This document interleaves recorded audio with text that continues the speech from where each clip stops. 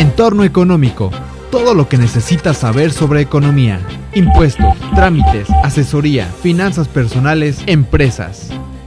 Entorno económico. Bienvenidos a este programa Entorno Económico. Gracias por estar con nosotros. En esta ocasión hablaremos sobre la nueva factura electrónica versión 3.3. Y están con nosotros para hablar del tema justamente el licenciado en Contaduría Daniel Alberto Ortiz Rodríguez, quien es integrante de la Comisión Fiscal Local del Colegio de Contadores Públicos de Michoacán. Bienvenido, licenciado. Gracias por la invitación. Y también está con nosotros el contador público Óscar Pérez Rodríguez, también integrante de la misma comisión. Es correcto, gracias. Muchas gracias por la invitación. Bueno, ¿y cuál sería, contador, la disposición legal que regula la obligación de emitir comprobantes fiscales? Sí, mire, en principio el Código Fiscal de la Federación es el que nos establece la obligación de manera, digamos, de manera general, la obligación de la emisión de comprobantes fiscales. Ya de manera específica, bueno, pues tenemos la ley del impuesto a la renta, la ley del IVA, la ley del IEPS. Eso es básicamente, digo, le repito, en el código pues nos marca, pues ahora sí que las reglas, ¿no? De manera así general de esta obligación. ¿Cuáles son las obligaciones que el contribuyente debe cumplir para emitir los comprobantes fiscales digitales? Sí, todo contribuyente que debe emitir factura electrónica o comprobante fiscal digital por internet tendrá que tramitar previamente su firma electrónica avanzada, actualmente conocida como e-firma. E-firma. Posteriormente tendrá que tramitar un certificado de sellos. Tendrá también que cumplir con los requisitos del artículo 29A, que es donde se marca de manera muy específica los requisitos que debe contener el comprobante.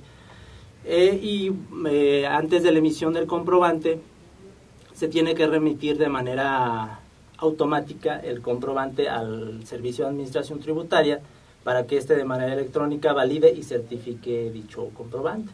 Y me gustaría hacer una acotación, si me lo permites, contador. No todos los contribuyentes necesitan tramitar una firma electrónica o un certificado de sellos digitales. Actualmente existen facilidades en la resolución miscelánea fiscal que permite que contribuyentes como los del RIF pueden emitir su factura solamente con su contraseña, o las personas físicas solamente con su firma electrónica a través del portal del SAT. Son requisitos genéricos, es decir, todos los contribuyentes lo debemos cumplir. Sin embargo, todavía existen facilidades que nos permiten que no seamos todos, pues. ¿Cuáles serían los requisitos de los comprobantes fiscales? Por mencionar algunos, digo, tenemos primeramente el Registro Federal de Contribuyentes del emisor del comprobante, el régimen fiscal de acuerdo a la ley del impuesto a la renta. Aquellos contribuyentes que cuenten con más de un establecimiento, bueno, pues se deberá anotar en dicho comprobante el lugar de emisión de dicho comprobante. Deberán contener un folio fiscal, el sello del SAT, el sello del emisor del comprobante, el RFC del receptor de dicho comprobante, la cantidad, la unidad de medida, el valor unitario y el valor total de la operación. Le digo, entre otros, hay requisitos ya de manera más específica, ejemplo, los comprobantes para que respalden importaciones. Bueno, pues ahí deberán anotar el número de pedimento, etcétera, ¿no? Pero es de manera, digamos, general, lo principal. ¿En qué consiste la versión 3.3 de los comprobantes fiscales digitales? Como lo menciona el contador Óscar, en los requisitos que señala el 29A del código se establecen varios, como el lugar de emisión. Anteriormente nosotros teníamos la facilidad de llenar flexiblemente los campos o los renglones de esas facturas. Podíamos modificar a lo que quisiéramos, o sea, podríamos escribir inclusive con faltas de ortografía Morelia, por ejemplo, Michoacán, ¿no? Porque nosotros lo escribíamos. Parte de la reforma a la versión de la nueva facturación se deriva del anexo 20. El anexo 20 establece ciertas condiciones para hacer efectivos los requisitos que pide el 29A, que ya mencionaba el contador Oscar. Es decir, la unidad de medida, por ejemplo, ya nos dice en su anexo 20, bueno, lo harás a través de las claves que para tal efecto yo te publique en mi portal del SAT. Entonces tenemos que estar pendientes de todas esas claves pues que nos está imponiendo la autoridad, que le llama catálogos, entre ellos el catálogo muy famoso de productos o servicios, que nosotros tenemos que buscar renglón por renglón a ver dónde caemos para que nos dé un número y ese poderlo incorporar a la factura. Bueno, en eso consiste la reforma a la factura 3.3. También nace con esta nueva versión un complemento nuevo. Teníamos varios complementos, por ejemplo el complemento escuelas, el complemento aerolíneas, el complemento INE. Ahora nace un complemento para recepción de pagos. También es parte de la reforma 3.3 y otras cuestiones como la regulación de la cancelación de CFDIs. También se vincula con esta nueva reforma. Bueno, pues muy importante. ¿Y a partir de qué fecha es obligatorio el uso de esta nueva versión? Bien, entra en vigor el 1 de julio. Curiosamente se publica la resolución miscelánea fiscal, su segunda modificación, hasta el 18 de julio. Es decir, nos está... Hace unos días, pero nos está diciendo que entra en vigor a partir del 1 de julio, cosa curiosa, de 2017. Del 2017. Pero da un periodo de gracia en donde pueden coexistir la versión 3.2 y la versión 3.3 hasta el 30 de noviembre de este mismo año. Ese es el periodo que se estipula actualmente para la obligatoriedad. ¿Cuáles son estos catálogos y cómo funcionan? Bueno, al inicio se mencionaba que los catálogos van directamente relacionados con los requisitos del 29A de código. Se establecieron 17 catálogos. Los catálogos más importantes, por así decirlo, tenemos el de productos y servicios, que es, ya no tenemos la libertad de facturar honorarios del mes de julio, del mes de septiembre, consistentes en tal y tal cosa, ¿no?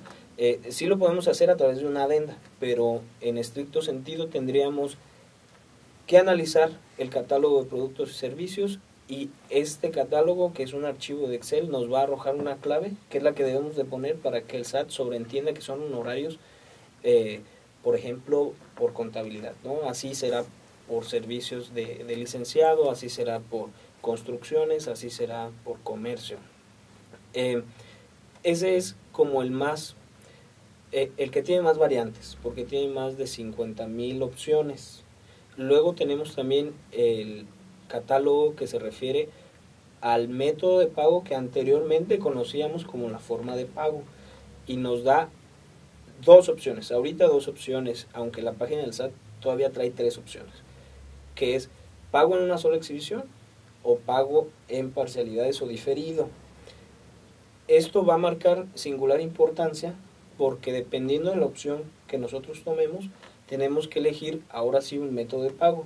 Si decimos nosotros que no nos han pagado, que es un pago diferido, entonces no conocemos la forma en que nos van a pagar hasta en tanto no nos paguen, por lo que tendríamos que poner la clave que corresponde al desconocimiento de esa forma de pago.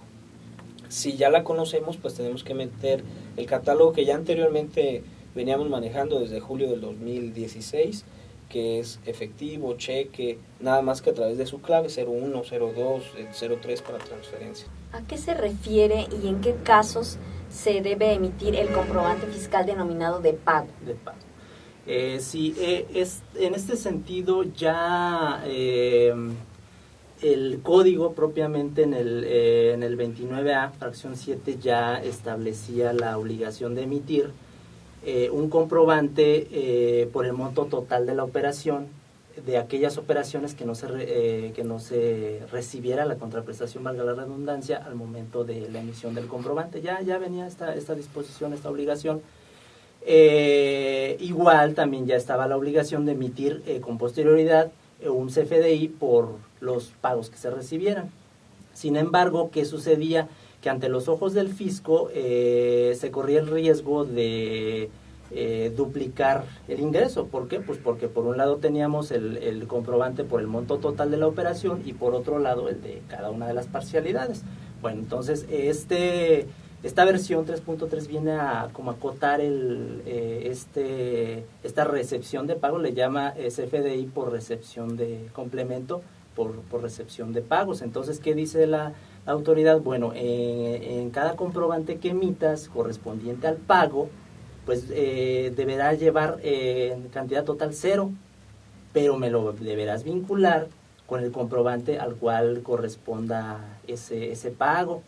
Entre otras cosas, pues que esto pues viene detallado, ya lo comentaba el contador Daniel, en el complemento. ¿Qué cosas, por ejemplo, qué datos se detallan? Por ejemplo, la cuenta del ordenante, la cuenta del beneficiario del pago, entre otros requisitos. ¿En qué casos es obligatorio el uso del complemento de pago y a partir de qué fecha se tiene que observar? Sí, bueno, en la versión 3.2, la que tenemos optativamente la posibilidad de usar hasta el 30 de noviembre, pues no tenemos la posibilidad informática de utilizar el complemento para pagos. En este momento. En este momento. No se puede todavía. No se puede. Si nosotros utilizamos la versión 3.2, si utilizamos la versión 3.3, estamos en posibilidades de utilizar el complemento. Sin embargo, también nos otorgan un periodo de gracia que tiene la misma vigencia o la misma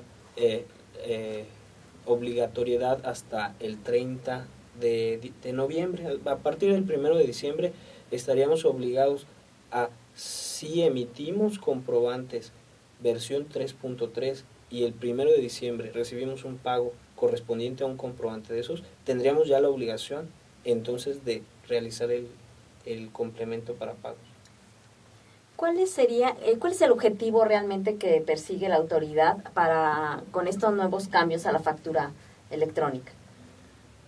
Bueno, básicamente pretende la autoridad eliminar las llamadas prácticas indebidas, pretende pues mejorar obviamente la base de datos que obtiene a través de, o no mejorar, sino obtener mayor calidad o certeza en la información que emana de los comprobantes fiscales, obteniendo con esto a su vez reducción de bases de datos para la fiscalización. Recordemos que hoy en día tenemos una serie además de las declaraciones ordinarias que tenemos que presentar mes a mes, tenemos declaraciones informativas, llámese declaración de operaciones con terceros, la declaración informativa anual de sueldos y salarios, que al final de cuentas pues son elementos que la autoridad toma para efectos de realizar actos de fiscalización. La intención es que a través de de los comprobantes fiscales digitales, bueno, pues se pueda obtener dicha información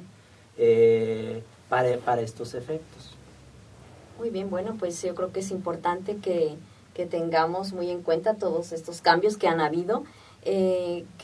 ¿Cómo puede evitarse el contribuyente problemas con esta nueva entrada en vigor de los comprobantes fiscales digitales? Bueno, hay que recordar que a principios del sexenio se firmó un pacto para no incrementar los impuestos. Lo cierto es que la autoridad, aún con este pacto, ha podido pues recaudar mucho más que si hubiera aumentado tasas en los impuestos, porque a través de estas medidas, a través de la tecnología, ha podido pues detectar la verdadera base del contribuyente para los efectos de sus impuestos. Ya va todo, es decir, el hecho de implementar catálogos no es solamente por molestar al contribuyente o porque se vea mejor la factura, sino porque a través de esta la autoridad tendrá los elementos para, con las mismas unidades de medida, con los mismos productos, determinar la utilidad real del contribuyente, determinar inclusive hasta sus inventarios, si nos vamos muy adelante. Entonces, es información muy sensible que a lo mejor el contribuyente no tenía en cuenta o que no tenía ese cuidado de manejo de los mismos.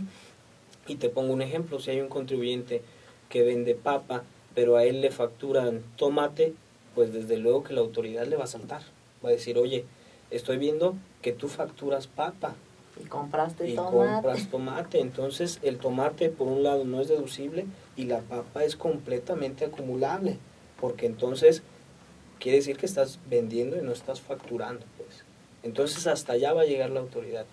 Si queremos no tener problemas, pues necesitamos ser consistentes en nuestras operaciones. Muy bien, bueno, pues es un tema muy importante que ya lo tenemos hoy por hoy en nuestro escritorio, en las empresas que facturan y todo mundo que realmente facturamos. Agradecemos su atención, su participación en este programa. Muchas gracias por estar con nosotros.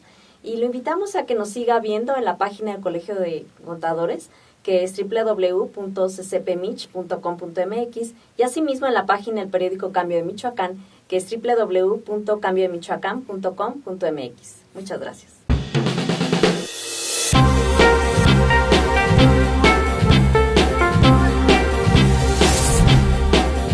Entorno económico. Todo lo que necesitas saber sobre economía, impuestos, trámites, asesoría, finanzas personales, empresas. Entorno económico.